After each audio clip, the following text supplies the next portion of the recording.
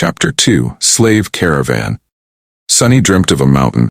Jagged and lonesome, it dwarfed other peaks of the mountain chain, cutting the night sky with its sharp edges. A radiant moon bathed its slopes in the ghostly, pale light. On one of the slopes, the remnants of an old road stubbornly clung to the rocks. Here and there, weathered paved stones could be seen through the snow. To the right side of the road, a sheer cliff face rose as an impregnable wall. To the left, a silent black sea of nothingness indicated an endless fall. Strong winds crashed into the mountain over and over again, screaming in powerless rage. Suddenly, the moon fell over the horizon. The sun rose from the west, streaked across the sky and disappeared in the east. Snowflakes jumped from the ground and returned into the embrace of clouds. Sunny realized that he was seeing the flow of time in reverse. In an instant, hundreds of years flew by. The snow retreated, bearing the old road. Cold shivers ran down Sunny's back as he noticed human bones littering the ground. A moment later, the bones were gone, and in their place, a slave caravan appeared, moving backwards down the mountain in the clamor of chains. Time slowed, stopped, and then resumed its usual pace. Aspirant. Welcome to the nightmare spell. Prepare for your first trial. What the hell is this? Step, another step. A dull ache was radiating through Sunny's bleeding feet as he was shivering from cold. His threadbare tunic was nearly useless against the biting wind. His wrists were the main source of agony. Badly hurt by the iron shackles, they sent a sharp pang of pain every time the freezing metal touched his broken skin. What kind of a situation is this? Sunny looked up and down, noticing a long chain winding up the road, with dozens and dozens of hollow-eyed people, slaves just like him, shackled to it at small intervals. Ahead of him, a man with broad shoulders and a bloodied back was walking with a measured gait. Behind him, a shifty-looking guy with quick, desperate eyes was quietly cursing under his breath in a language that Sunny did not know, somehow still understood. From time to time, armed horsemen in ancient-style armor would pass by, giving the slaves menacing looks. However, you judged it, things were really bad.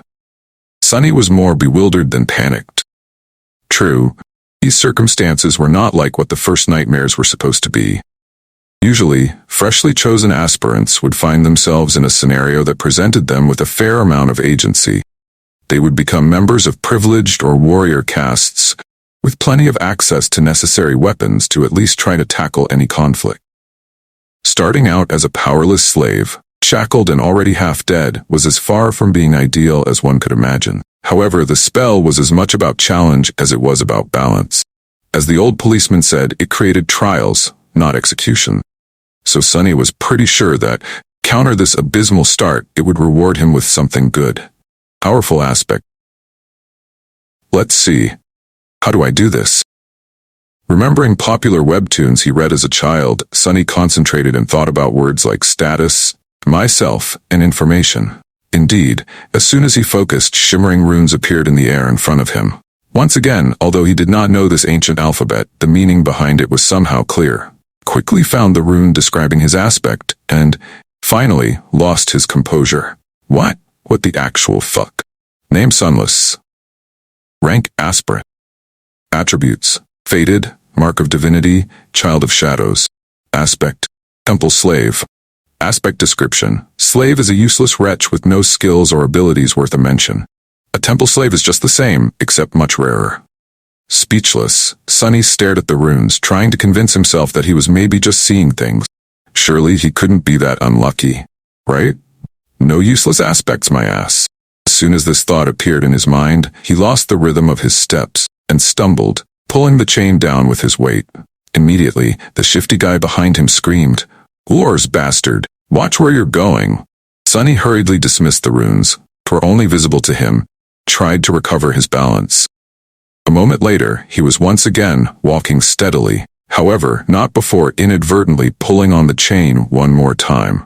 "You little shit, I'm going to kill you!" Broad-shouldered man in front of Sunny chuckled without turning his head. Why bother? The weakling will be dead by sunrise anyway. The mountain will kill him.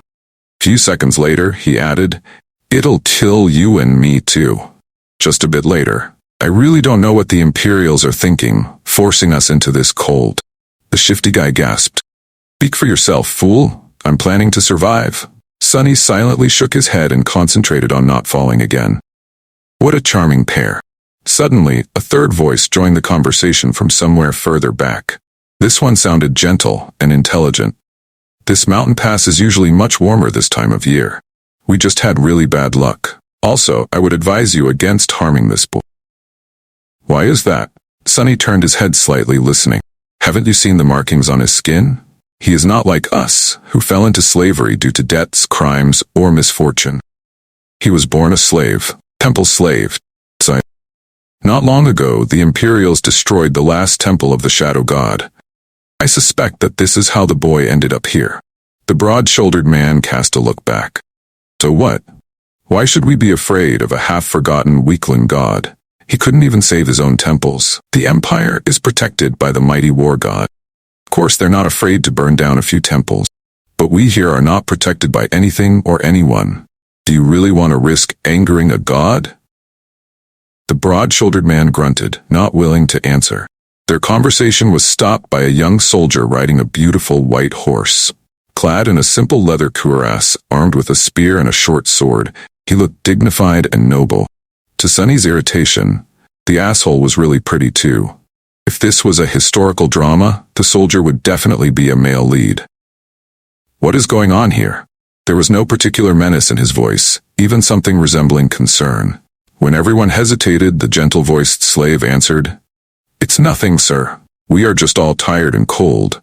Especially our young friend over there. This journey is truly too hard for someone that young." The soldier looked at Sonny with pity. "What are you looking at? You're not much older than me," Sonny thought. Of course, he didn't say anything out loud. The soldier sighed and took a flask from his belt before extending it to Sonny. "Bear with it a little more, child. We will stop for the night soon. For now, here. Drink some water." Child? Child. Due to his thin body and small stature, both caused by malnourishment, Sonny was often mistaken for someone younger. Usually, he didn't hesitate to use it to his advantage. But now, for some reason, being called a child really irked him. Still, he was really thirsty. He was just about to take the flask when a whip cracked in the air, and suddenly, Sonny was in a world of pain. He stumbled, once again pulling on the chain and causing the shifty slave behind him to curse. Another soldier, this one older and angrier, stopped his horse a few steps back. The whip that sliced the back of Sonny's tunic open and drew blood belonged to him. Without even glancing at the slaves, the older soldier pierced his younger colleague with a disdainful glare. "What do you think you're doing?" The young soldier's face darkened. "I was just giving this boy some water. He'll receive water with the rest of them once we camp." "But, shut your mouth. These slaves are not your friends. Understood? They're not even people. Treat them like people, and they'll begin imagining things." The young soldier looked at Sonny, then lowered his head and put the flask back on his belt. "Don't let me catch you making friends with slaves again, newbie, or next time it will be your back tasting my whip." As if to illustrate his intention, the older soldier cracked his whip in the air and rode past them, radiating threat and anger.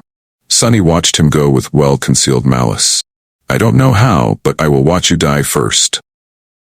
Then he turned his head and glanced in the direction of the younger soldier, who was falling behind with his head still lowered. "And you second.